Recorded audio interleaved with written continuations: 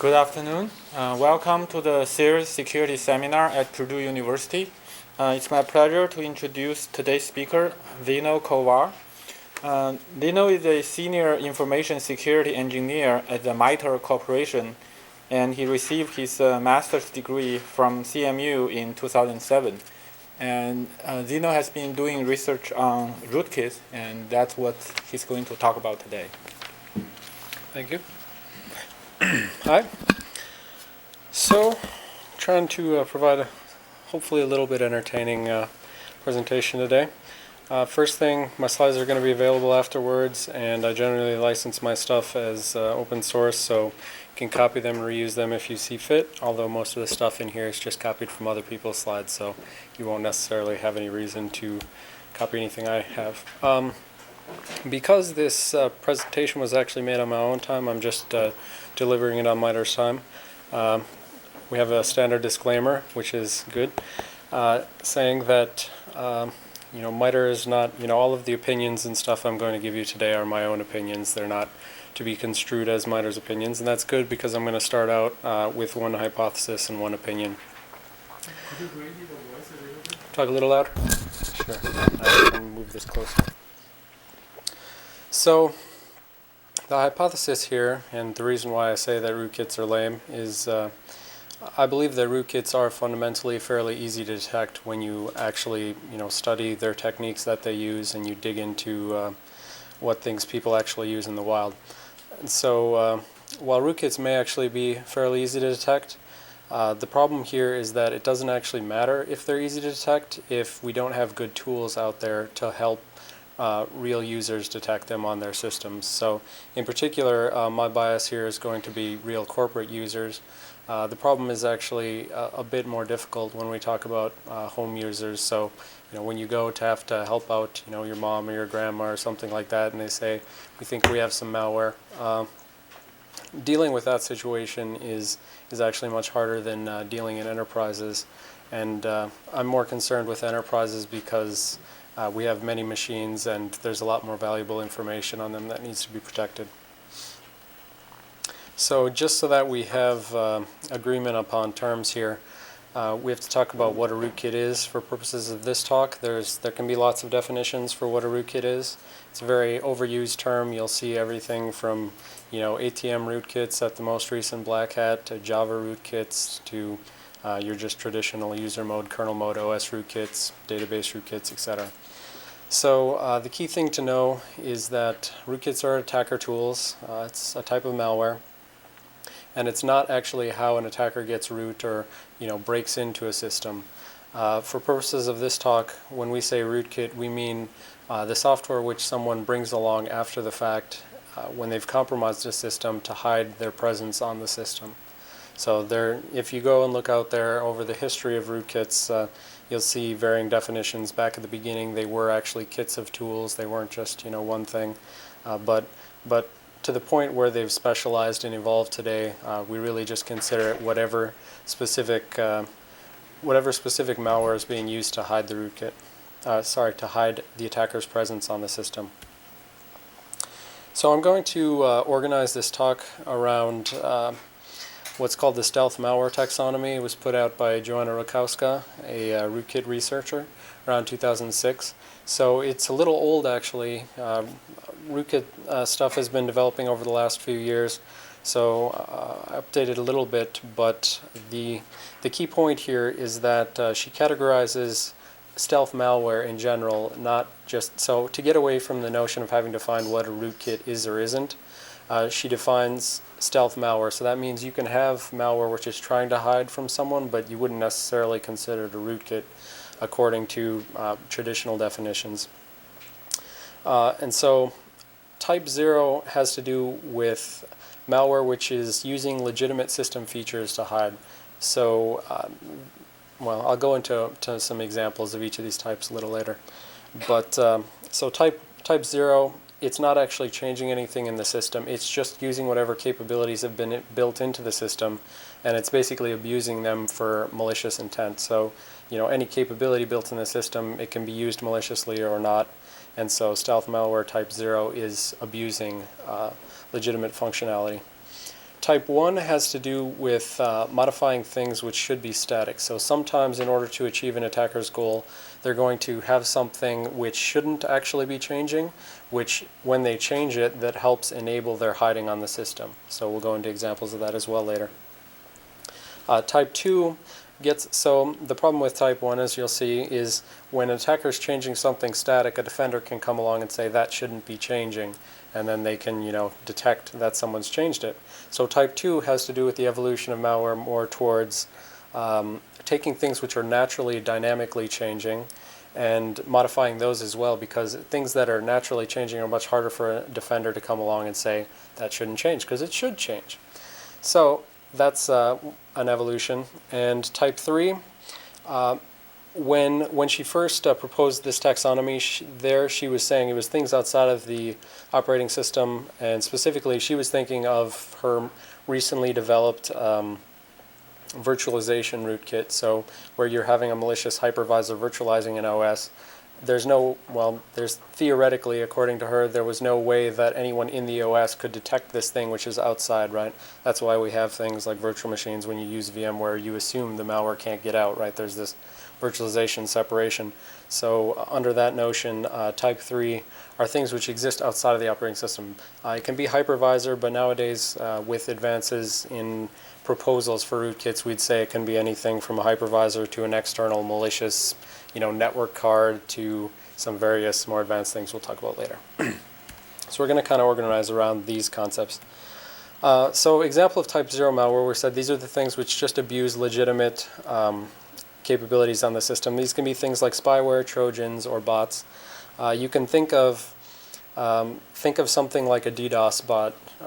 Before we had really botnets, you called them zombies, and they were just a thing which someone had on their system, and it would just send a bunch of packets to one target, and as long as there's a bunch of machines all sending packets to that one target, you get a distributed denial of service attack. So that is the ability of a system to just connect to another system. That's not a malicious capability, but when you organize it in such a way that you have thousands of these things doing it all at once, the ability to connect becomes an attack capability. So type 0 malware just leverages existing capabilities, and a lot of the times when it comes to actually hiding, a valid technique can be to just hide in plain sight. That means they'll just name themselves like a Microsoft binary, name themselves like some third-party software, and they'll just assume, well, when someone's going through the quick listing of what software is on this system, they're going to see, well, this one looks like it's Microsoft C service or something like that, and the administrator doesn't necessarily know what any given service really does, and they may be named very similar to other things. So you can oftentimes malware just hides in plain sight under the assumption that defenders don't actually know what's in their system in the first place, and therefore they're not noticing these things as long as it looks basically like something that should be there. So it's worth noting that in that 2006 paper, type 0 was out of scope for the taxonomy. She basically said that's antivirus's problem. That's the traditional sort of malware.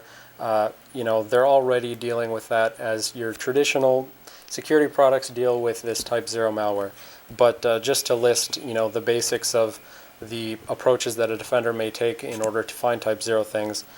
You have blacklisting. That's just virus signatures. You say, if I find this this chunk of code, this specific binary signature, that must be bad software. You have whitelisting. Obviously, the opposite. That's the file system integrity checking, more of what I'm listing there. Whitelisting is just saying, well, instead of trying to list all of the bad stuff on our system, we'll list all of the good stuff.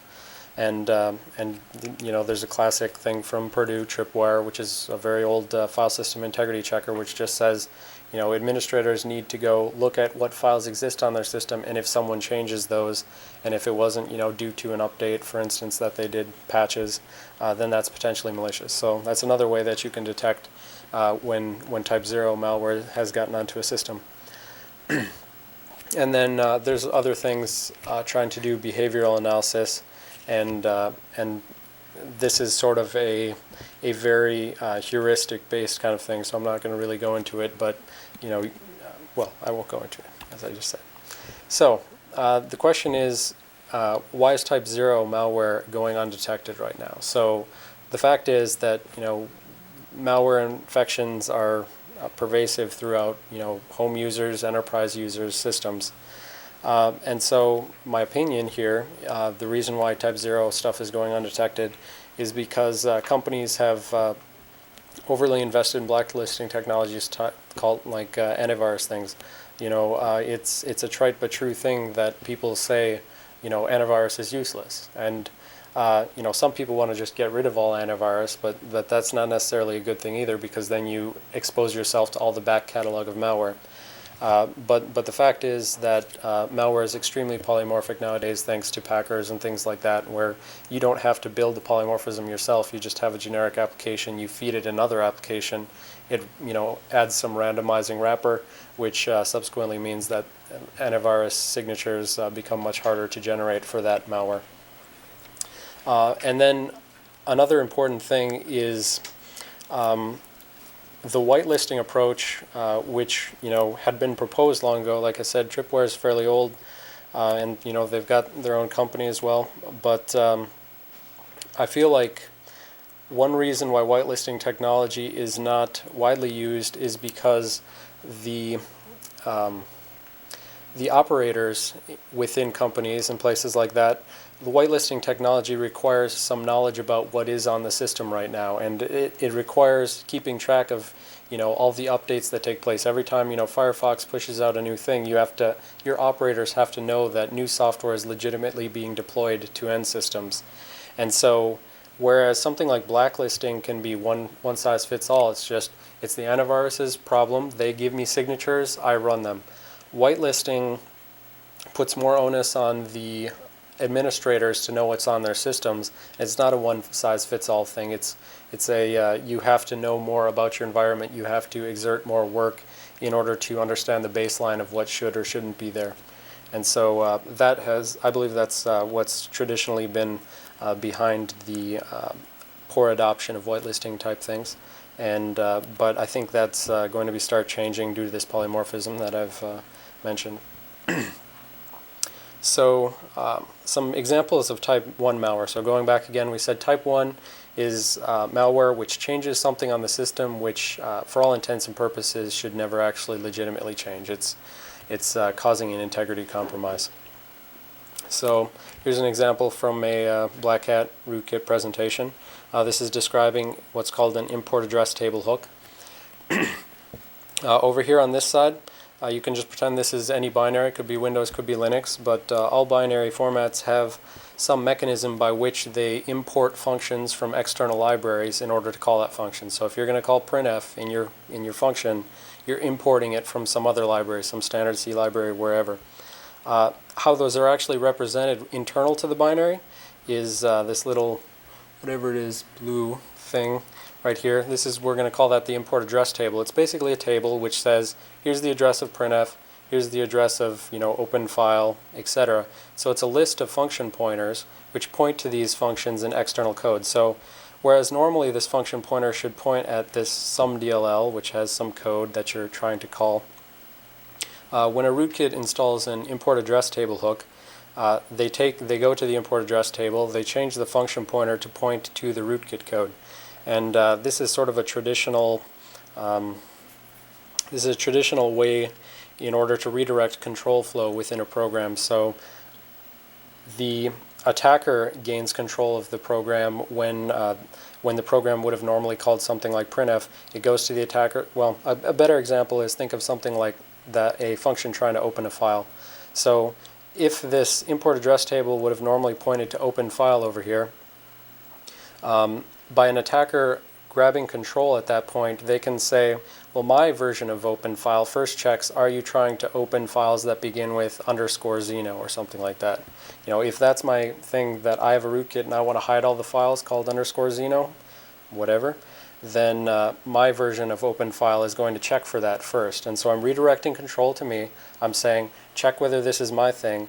If it is my thing, I'm going to return, well, that file's not found, for instance. And so this is a common mechanism. It's called hooking, in order to hook in and grab control of the execution flow, and then after that you use that control of the program execution in order to use your hiding. So hiding files, hiding processes, etc. And so now I'm just going to go through a couple other things. So again, back to the point here.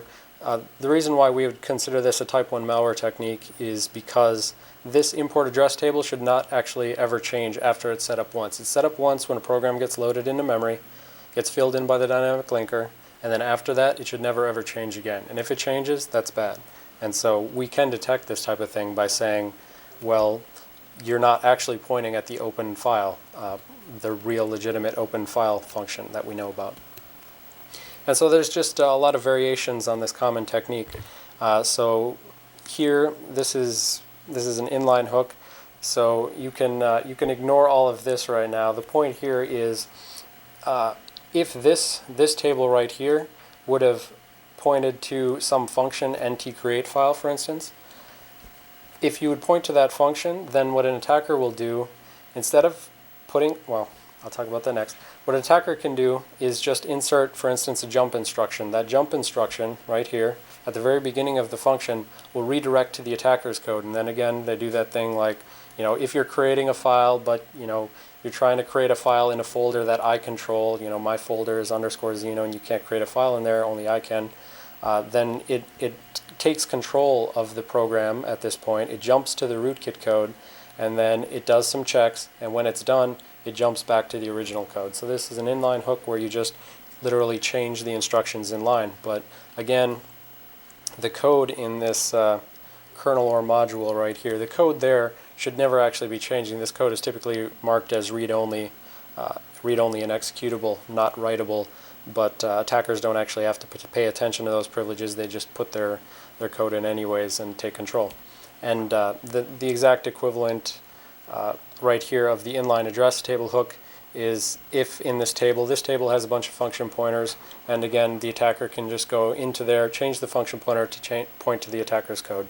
So this is very common. So what you've already seen is two completely different examples where they're just reusing the same technique in order to redirect control flow. They'll either take a table that has function pointers and change the pointer, or for instance they'll change the actual code where the pointer points. So, and here this SSDT, sorry I didn't mention it, but it's the system service descriptor table. It's basically the system call table on Windows.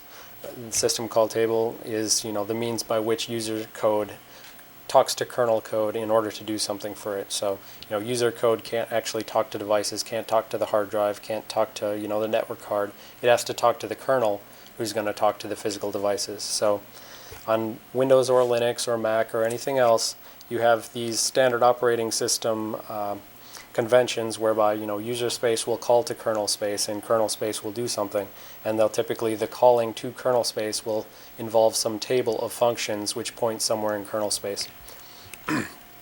So these techniques end up being applicable across operating systems generally, thanks to operating system norms. And another just miscellaneous type 1 attack is what's called a bootkit, or master boot record rootkit. And so this little slide is taken from a presentation I think was 2 years ago at Black Hat, talking about a bootkit, which basically this little flow right here shows you everything that happens before the operating system actually loads. So when you start up, the BIOS initializes hardware, etc. Then it reads what's called the master boot record off the first sector of the hard drive, and that basically just tells it where it's supposed to look for partitions and the partition bootloader. And so each of these steps is basically just chaining on each other until they eventually get to the point where they're ready to load a Windows kernel or a Linux kernel or a Mac kernel, etc. So this is just specifically the Windows boot process. It's going to look very similar but slightly different for Linux or Mac. What an attacker can do here, and what I think there's just some news in the last couple of weeks about an attacker in the wild doing this type of attack in order to compromise Windows 64-bit, Windows 7, things like that. What attacker can do here is, if they can write to that first sector of the hard drive, the master boot record, and write some of their own code in there, what they can do is basically bootstrap their code, will write some code to the next stage, and that will write some code to the next stage, and that will write some code to the next stage, and thereby they're keeping control of this boot process throughout the boot, so that ultimately, when you get from winload.exe to nt-kernel, they're in winload.exe, and they write some code to nt-kernel, so that the operating system is compromised before it's even loaded, essentially. And this is why this is being used for things like Windows 7. They want to turn off things like the binary signing, turn off things like patch guard, which prevents them from doing other things throughout the system. And so basically they're just bootstrapping themselves up through the system in order to make it so that when the system eventually loads, they've overwritten portions of the kernel in such a way that it changes the behavior of the kernel to allow them to do whatever they want. But again, I said they're writing code in each of these stages and bouncing along, and that writing of code, each of these things is basically very static, and it should not actually be changing. So this is again why I'm categorizing this as a type 1 thing. They're changing stuff that shouldn't actually change and therefore is theoretically detectable. So just for your own purposes, for fun, go get this Gmer product. I like this one. It's a free thing online. It's very good in digging deep into the system and finding a bunch of these type 1 malware, basically. And there's a lot of other things you can use. And so there's various things you can use, and well, I want to get to you can use these, but in reality it's hard to use them, so I'll talk about that in just a second. But so those are things you can use for detecting. In terms of actually preventing type 1 things, so you want to actually prevent someone from writing to something which shouldn't actually be written to. So Windows 64-bit versions have started to introduce something called patch guard. This is it's basically integrity checking the system in order to say no one should be writing to this area, therefore if I ever see anyone write there, blue screen. Okay, so that, for one, that stops certain types of malware which are not patch guard aware. If the malware doesn't know about this patch guard and they're just trying to port over their 32-bit rootkit to the 64-bit rootkit, when they go to install that import address table hook or that SSDT hook or that inline jump, when they do that, they're just going to crash the system and they will have not succeeded, right? Another thing that Microsoft uses this for is there's a problem with doing integrity checking in that legitimate software, your antivirus things, your host-based intrusion detection systems, they end up using a lot of the same techniques as rootkits in order to enable their functionality. So they change stuff that they shouldn't be changing either, and that sort of gets to be a problem because you can't tell, well, is this my antivirus which is overwriting the kernel, or is this malicious software which is writing the kernel? And it leads to ambiguity, and therefore Microsoft's trying to push the vendors out of using these unsupported techniques that are very similar to attacker techniques in order to, one, make the system more stable, two, make it easier to differentiate good software from bad software, etc. But there are some unintended consequences to this. If attackers can no longer just hook into things, then potentially they're going to be pushed in one direction or the other. They're going to either go to type 0, where they'll just be on the system and they'll just hide, or they may go to type 2, which are the more hard to detect versions. And this is in the references later. This was the example of x64 bootkit in the wild in the last couple of weeks. They were talking about that. And when it comes to preventing type 1 things, there are a number of academic research things which show mechanisms by which you can prevent things. So I pointed out Nickel here and VM Watcher on the previous ones as shout-outs to Purdue, because these are actually work that's been done at Purdue or in concert with Purdue professors. And so Nickel, for instance, assumes you have a virtualized system and you as the defender live outside of the operating system, and you look into the VM and you say, has anyone overwritten stuff within the VM? And the benefit of being outside the VM is that the attacker can't directly influence your results. But then you get into issues of what if the attacker can escape the VM and then start modifying you? Well, then you need other academic work which tries to prevent attacks on the hypervisor itself, and this HyperSentry one's going to be presented at, I think it's ACM CCS in the next month or so. I can't remember when. But researchers are, of course, continuing on with their trying to find ways to deal with malware on varying levels of assumptions. All right, so why are type 1? So I said wire type 0 going undetected, I said, well, some of the things that would be very helpful are not, one size fits all, therefore operators aren't using them. One of the reasons why I think type 1 malware is going undetected is because of all these things which I listed right here, for instance. Some of these are very good. Like I said, I like Gmer. Some of these are very good, but these are meant to be run on like just a single system. So these are more targeted at home users.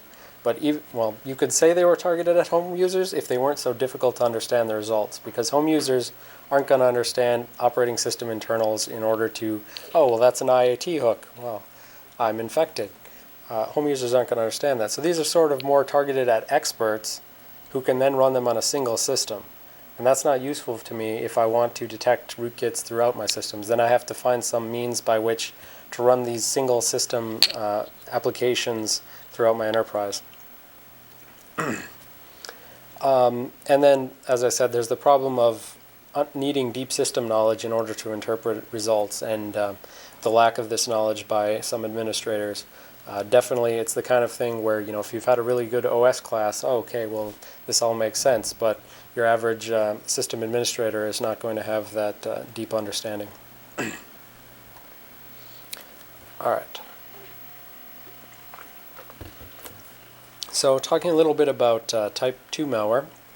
So again, going back, type 2 malware. So type 1 was they changed stuff that shouldn't be changed. Type 2 is changing stuff that is legitimately changing over time. So the two common techniques for this are called DCOM and CO. So DCOM, direct kernel object manipulation, was specifically developed by one of the people who was doing early work on rootkits, Jamie Butler, and he made the FU rootkit. And specifically, the people who were doing early work on rootkits, they could see they were making their rootkits, and they're saying, well, I'm doing this, but this is really detectable, and I know that people are going to detect me. They thought that, well, if I'm using this inline hooking, well, that's really easy to detect, and so, my rootkit's not going to work. And so in this DCOM paper that I cite, they're basically putting out a detector for the type 1 rootkits, and then they're saying, oh, but by the way, we developed a new technique that doesn't use this hooking and doesn't modify the static stuff. Yep, so that was Vice right there.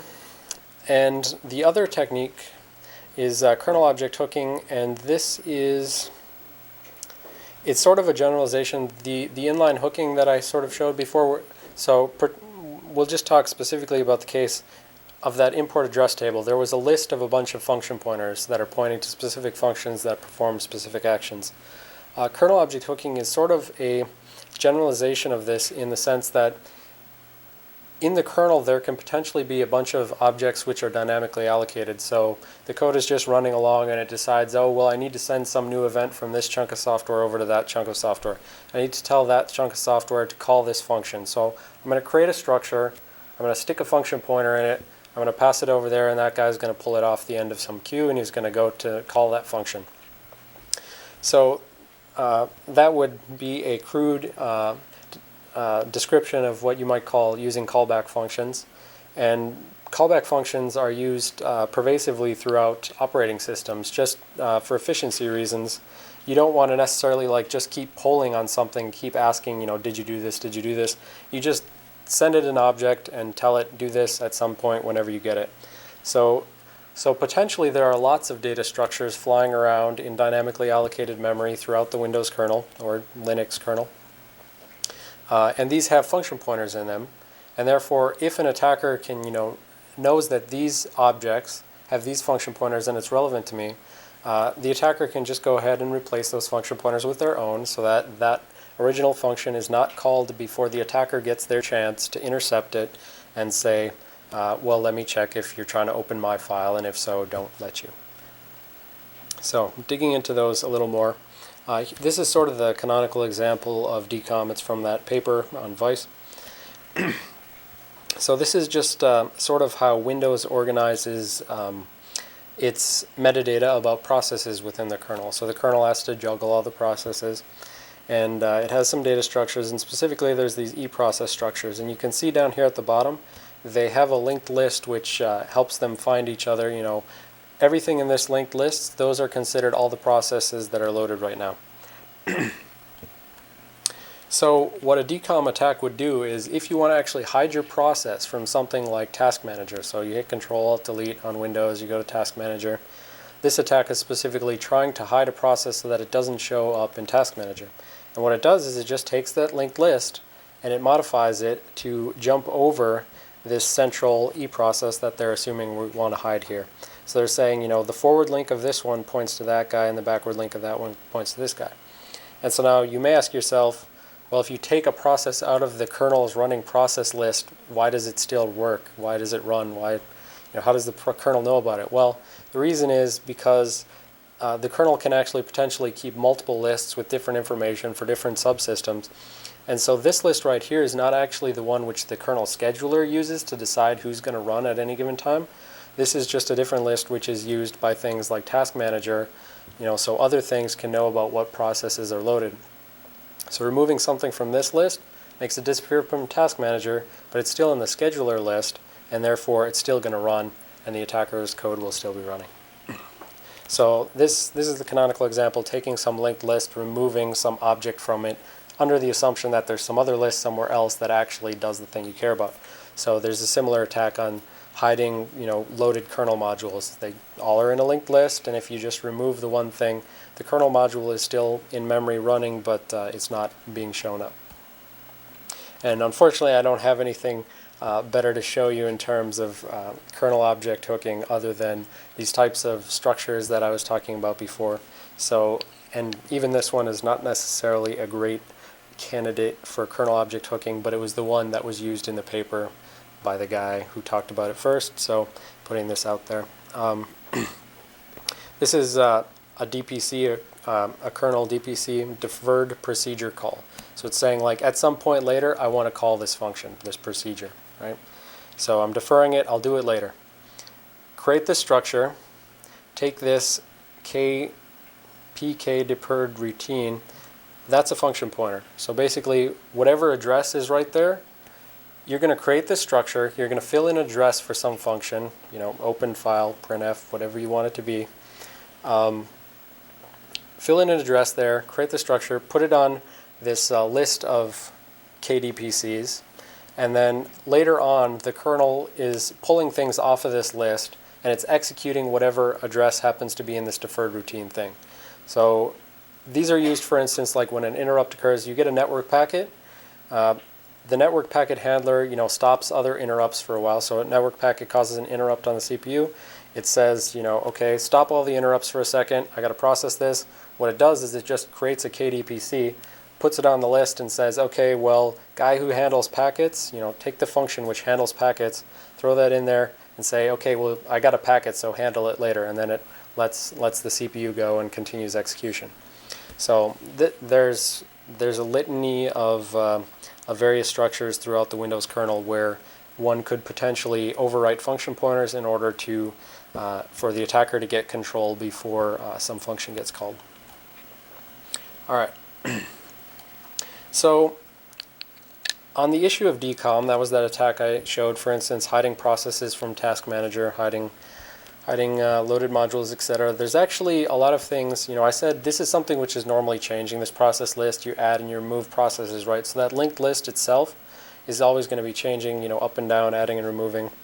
But there's actually a number of things which will detect DCOM type attacks on hiding processes and modules through something called cross-view detection. And that's basically just a fancy way of saying I'm going to look at something two ways, and if they both don't agree, then I'm going to alert on it. And so I said before, there's a kernel scheduler list. That's the one that actually says you run, now you run, now you run. Okay? Kernel scheduler list, that still has the process that has to run. That list that's used by Task Manager, it doesn't. So a cross-view detection would basically say, are these two lists equal? Can I find, you know, a one-to-one mapping between everything in these two lists, for instance? If I don't see that, then I alert on it. So cross-view detection will take things that it knows about the way structures should relate to each other, and it'll basically look at two different things and say, does everything look the way I think it should? And there's some academic work as well. So there's Petroni and Elkim link. Those have to do with, whether you can come up with rules for your entire, well, ideally, what they're trying to do is come up with rules for your entire kernel to say, here's how every linked list and every structure relates to everything else. And if anything's ever out of order, then I think an attacker is, manipulating my data structures. So potentially you want to infer basically constraints about this structure should have the same number of elements as this structure, and this structure should never have an element which resides in this memory, etc. And as of late, there's been some interest in academic things in terms of detecting kernel object hooking, and that's those references there. So why are type 2 things going detected in real life? So the same reasons as type 1. Don't have operating system knowledge, so you need deep system knowledge to interpret the results of tools which can even detect these things. But there's also this extra thing where specifically this kernel object hooking technique, we only have things right now which detect that academically. So if you live in the assumptions of some paper and you have this environment, then you can detect the kernel object hooking rootkits. But in the real world, we don't have those assumptions, right? So they choose their assumptions so that they can detect them. So we don't have anything which can actually do a practical detection on real systems, be they Linux or Windows or Mac right now. So obviously the reason these types of rootkits are not going detected is we have nothing that in practice can detect them right now. Only heuristics, basically. So for those rootkits which specifically use kernel object hooking, the people can say, well, look at that networking structure because I know that people change those function pointers. All right, so good. I'm doing good on time. So now we're going to talk about type 3 malware. So we said before, type 3 is the type of malware which potentially exists outside the system.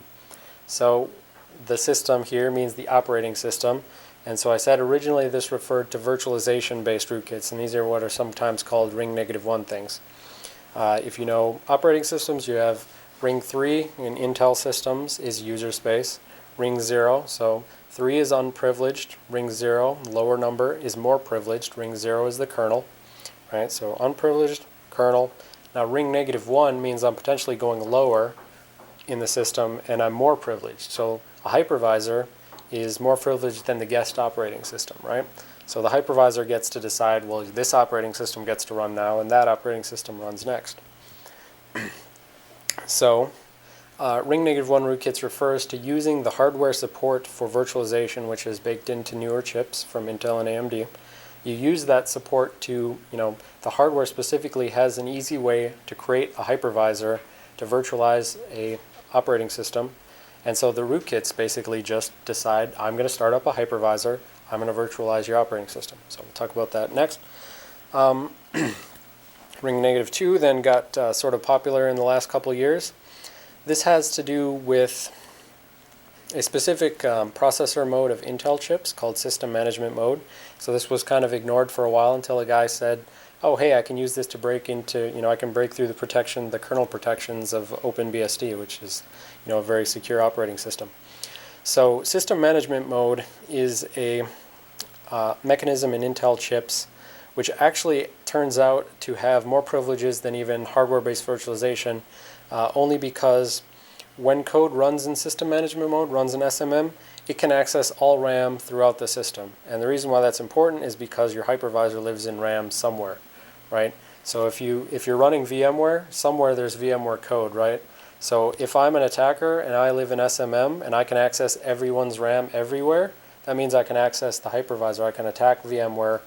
I can modify the behavior of VMware or Zen or whoever else.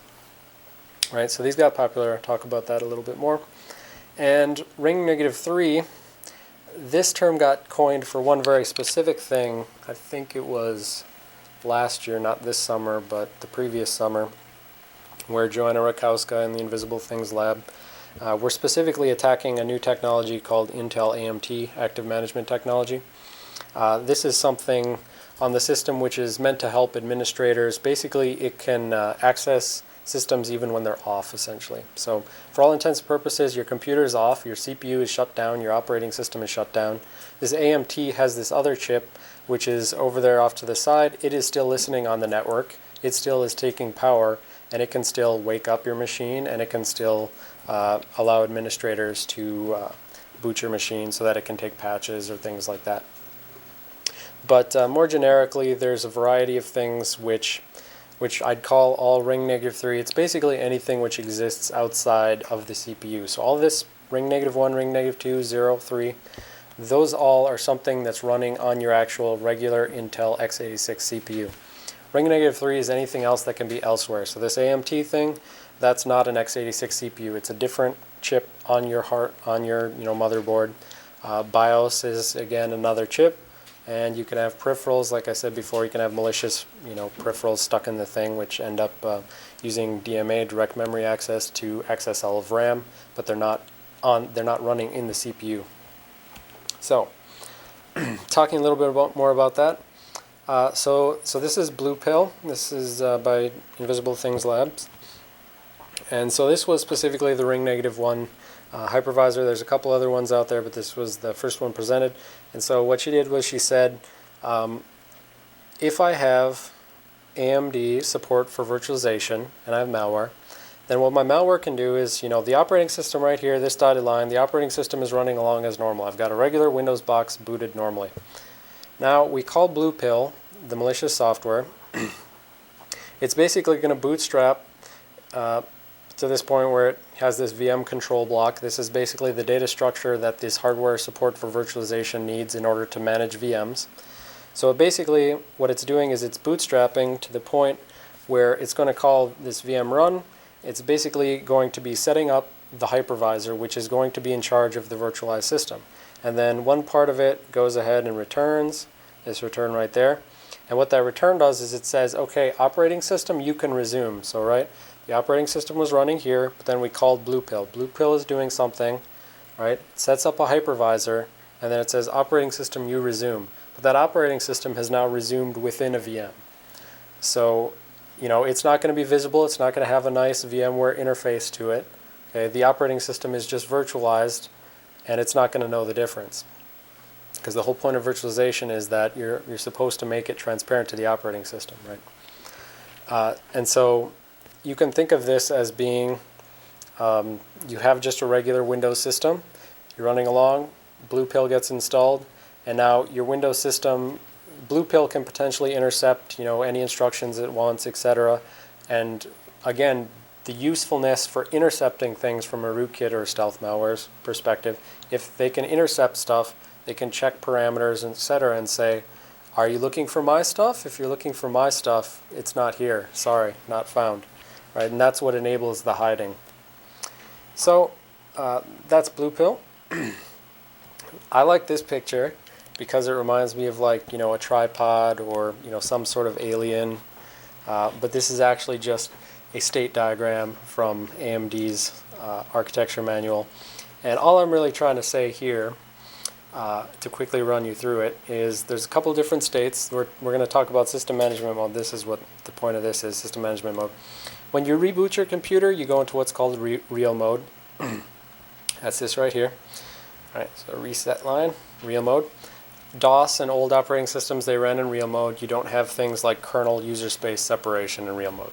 So what a normal Windows will do, you start out in real mode. There's that whole boot process that I showed before, and eventually it bootstraps you into protected mode. That's where the actual regular operating systems typically run. All of your modern operating systems, they're in real mode. They've got virtual memory. They've got user space, kernel separation, etc. I'm going to skip virtual 8086 mode. I'm going to skip long mode. This is all just like this new 64-bit compatibility for new chips. But the point here that we care about is the system management mode. So I said before, it's some mode off to the side, which we consider more privileged than hypervisor. You can see on the state diagram there's only one way in and there's two ways out, but for all intents and purposes there's one way out unless you're going to reboot the machine. The one way in is this SMI, the system management interrupt. Okay, so you can see this guy can shoot out an SMI here, SMI here, SMI here. So anyways, some special type of interrupt happens you drop into system management mode. Some processing takes place. So what is system management mode? What's normally living there if it's not a rootkit? What's normally running there is low-level hardware control type things. What's commonly cited is things, for instance, to manipulate. So for instance, a temperature sensor may kick off a system management interrupt. It may say, your system's getting hot. Throw an SMI, jumps into system management mode. Code there says, okay, well, I got an interrupt that says my system's getting hot. I'm going to go talk to the fan hardware, turn on the fans, blow some air, cool the system down. So it's sort of low-level hardware interfacing kind of stuff that that manufacturers put in there to deal with their specific hardware and whatever models of laptop you have, stuff that gets stuck in there through BIOS, etc. But anyways, the point here is this is sort of where system management mode resides. It was overlooked for a long time, and then people started realizing if you can get malware in there, it has access to all of RAM. It's more privileged than everything else, basically. There's one other point I was going to make. I forgot. Well, all right, and then this is going on to the ring -3 rootkit type stuff. And this was, I said specifically, the term was coined for AMT type rootkits. Where the AMT rootkit resides is in the chipset, and the chipset is specifically it's often called the North Bridge. It's the thing which mediates the CPU's access to RAM, basically, right? So there's I don't have a architectural diagram, but you picture your CPU on top. It goes down to this North Bridge who accesses you over to RAM. There's like a South Bridge down here who's responsible for all the slow peripherals, but the North Bridge is responsible for all the fast guys, and it's responsible for talking to RAM. So the AMT stuff is actually implemented in the chip, which is responsible for mediating all the memory access on the system, the North Bridge, the chipset. And so it's a special processor. It's this ARC4. It's not just a normal x86 processor. But by doing a variety of reverse engineering, etc., they found that they could there was a function which is called by the AMT code, even when it's ostensibly disabled, it actually turns out that it was like polling. And so they found they could take this function and it would invoke their code, and therefore they could execute as an AMT rootkit. All right. So detecting each of these, there was actually a lot of hype surrounding virtualized rootkits when they first came out, so there's actually a lot of work about detecting virtualized rootkits, but a lot of it all comes down, the most generic methods is basically to exploit timing discrepancies. So if we remember back in this picture of Blue Pill, so operating system was running. Now there's a hypervisor. This hypervisor is potentially intercepting, security critical things that it wants to, hide information about. When it intercepts stuff, it's going to intercept it. It's going to do some logic. It's going to check some stuff. That takes time to do that. And so if you have some external clock that you can verify against, and well, on a normal Windows laptop of this model, it takes me, 100 milliseconds, well, nanoseconds. I don't know what the correct level is, let's say microseconds. It takes me 100 microseconds in order to perform this operation. Now all of a sudden it's taking me 300 microseconds. There's some code somewhere which is influencing me, but I can't see anything, but I can infer the existence. So a lot of the stuff had to do with timing. There's also generic mechanisms by which you can detect that you're being virtualized, because per this type of talk, compatibility is not transparency. The point she was making when she originally did this is like, if AMD did their virtualization right, well, it should be completely transparent to the things, but virtualization is not meant to be completely transparent. It's just supposed to be compatible. It's just supposed to trick the OS enough that it works. And so there's a lot of generic detection mechanisms that you can use to find virtualization, and those can potentially be leveraged against ring -1 rootkits. And also, just to make a quick point, I think I'm going to run out of time anyways. Oftentimes what people say in terms of detecting stealth malware is, let's just go lower. So if the malware is in ring 3, I'll be in ring 0, and therefore they can't touch me, and therefore I'll read their memory and they can't read mine, etc. So you see this kind of thing pervasively happening over and over. So for instance, what you see with some mechanisms to detect ring -1 is they say, well, I'm going to go to ring -2 and then I'll detect all the ring -1s. And personally I feel this, like, let's always go lower that's sort of a pointless cat and mouse game, because you're basically betting on access control and saying, well, I'm going to have some boundary between me and them, and they'll never get across it. But when you bet on access control, eventually it's going to fail anytime there's a vulnerability. So that doesn't seem like a good strategy. So for ring negative 2 things, because it's only sort of recently become popular, it turns out there are mechanisms built into the specification of SMRAM. When Intel and AMD went ahead and said we want hardware support for virtualization, they did think about system management mode. They did think, well, what are we going to do about this? How's it going to interact?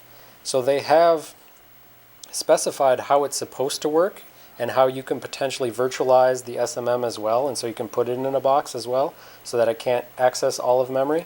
The problem is basically just that as of right now, as far as I'm aware, no commercial vendors actually put the SMM in a box. Basically, whenever a virtualization vendor can't deal with something, they just go ahead and pass it directly to hardware, right? So if they can't actually virtualize it. And if you pass SMM type events like SMIs directly to hardware, that means you're passing it to code which is accessing all of RAM, including the hypervisor's RAM. So I think, in the next year or two, we should see more things actually protecting against this type of thing. And there was even a talk at ShmooCon in 2010 this February where it was just some security researcher saying, well, this is tractable, we can implement this, and so people just need to implement it. But ultimately, like I said, I don't have much faith in just saying, well, if we virtualize the SMM, that'll protect us. So, and then ring negative 3 rootkits, or ring negative 3 malware. Ring negative 3 type 3 malware. So how do you actually detect this? So you've got some external hardware, and how are you going to actually detect that it's modifying your system? Well, theoretically, you could use other ring negative 3 detectors. So if the bad guy's an AMT, I'm going to be an AMT 2 first. And actually, the year before the AMT talk was given, there was a talk by an Intel person about using some code running in the North Bridge to detect, I believe it was ring negative 2 rootkits. So he was talking about the notion of, I'm going to be lower than them and I'm going to look at their RAM, etc. So potentially this deep watch thing, that was the Intel presentation on detecting like SMM rootkits. Potentially, if you're at the same level as them, if you can't go any lower anymore, potentially you can try to fight at the same level. If you're going to try to fight at the same level, which I think we're going to have to eventually because you can't always keep trying to go lower, there are some mechanisms. Well, okay, before I get into that, there are other things like using TPMs, the Trusted Platform Module, which does integrity checking of things. It basically, you have a hardware root of trust, and it basically keeps some keys in a chip that you can never export those keys, like the hardware is physically incapable of exporting them. And so it builds a system whereby the TPM will sign the BIOS, or sorry, not sign, it will hash the BIOS and then take that hash and put it into a register, and then the BIOS will sign the next thing and it'll put that hash into the register, and it builds this trust of each of the components, like stepping on the previous component, and it puts all those into these TPM registers, and then it signs it with this internal key, and you can present it externally. That's called an attestation system. You can use TPM things, for instance, to have like compatible BIOSes. In order for this TPM mechanism to bootstrap itself through the boot process, you have to have a specific BIOS which is TPM aware and which is able to be hashed. And so, for instance, I said before, BIOS is outside of the CPU, and therefore I would call it a ring negative 3 type thing, so if someone modifies the BIOS. So something like TPM could integrity check your BIOS in order to say nothing has changed in this. The thing is, BIOS may be ring negative 3 in that it's outside of the hardware, but simultaneously attacking it is sort of, what did I call it, type 1, because BIOS shouldn't actually be changing. So theoretically detecting BIOS is easy. Theoretically detecting AMT compromise is easy because it should be set and it shouldn't be changing. But for other things, potentially more difficult, like if you have external hardware, etc. And then just there are other mechanisms, the SWAT and SBAP. They have to do with basically if you're now at the same privilege level as the attacker, how can you make your own code, construct your own code in a very special way so that you can actually tell something about that it's running correctly based on the amount of time that it takes to run.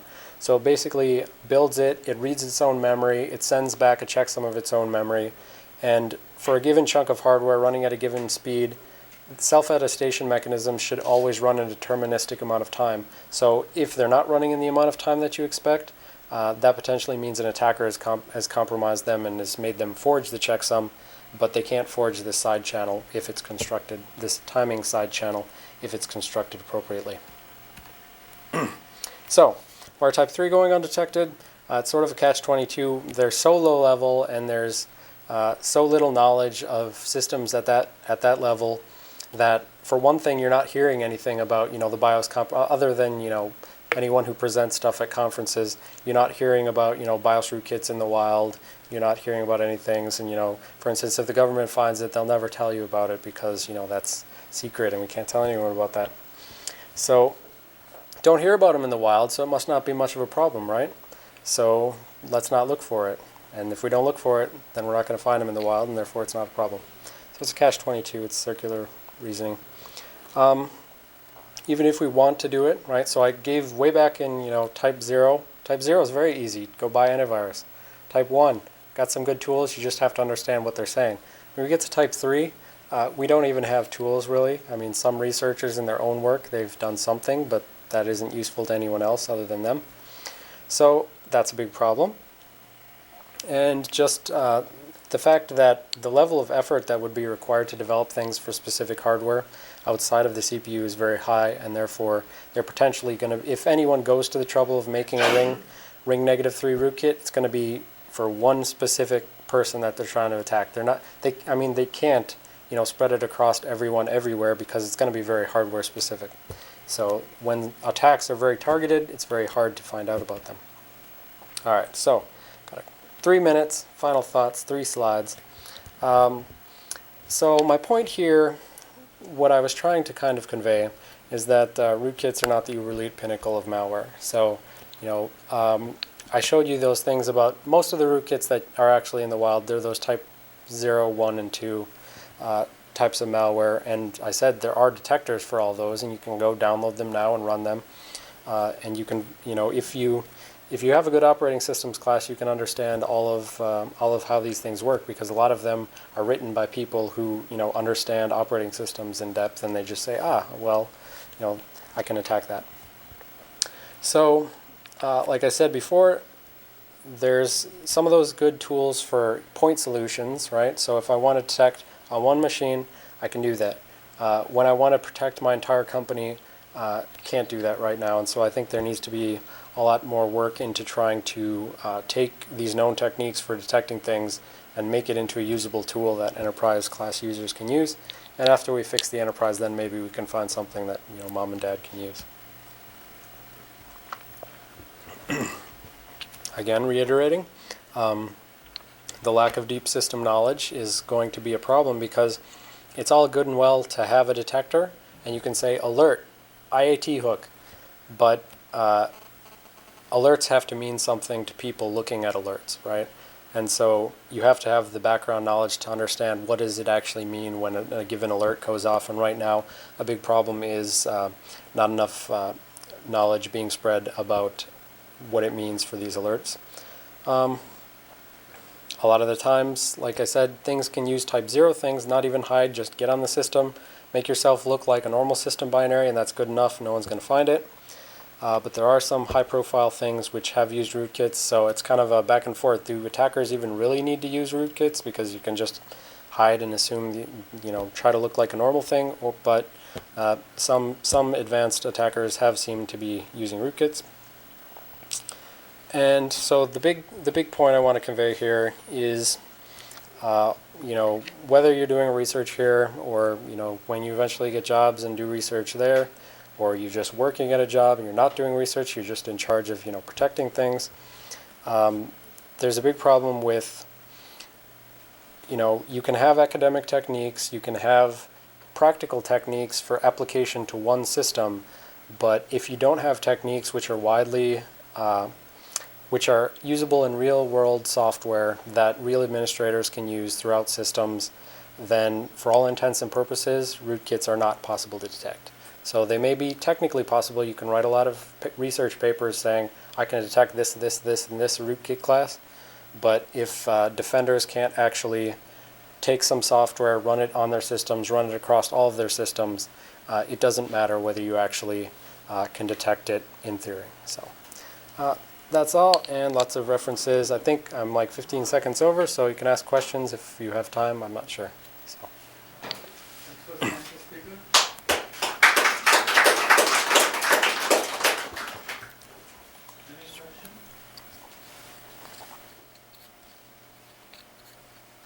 All righty, thank you.